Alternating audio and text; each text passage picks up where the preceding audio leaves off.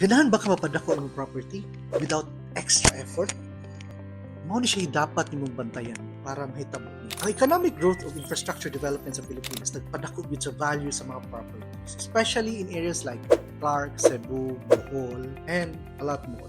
Mga projects like Build, niresulta sa mga bagong mga highways, mga airport na nag-demand or nag-increase sa demand for real estate housing. Mao nang kung naka sa real estate investing, you need to find where this infrastructure and growth is because they will increase the value of your real estate. Kay, ang infrastructure will provide better accessibility sa imuhang property, that's why it will increase value. Kaduha, magkadaghan ang trabaho sa palibot nimo, mas daghan pod ang demand sa imong property for rental, di ba? Kung ikatulo, magkataas ang value sa property, nga naman. Kaya naman siya proven nga income mo. As infrastructure improves, property values in that area will naturally rise, giving investors bigger returns. Kung ganahan ka makatanong real estate investing, check the link in my bio or follow me for more.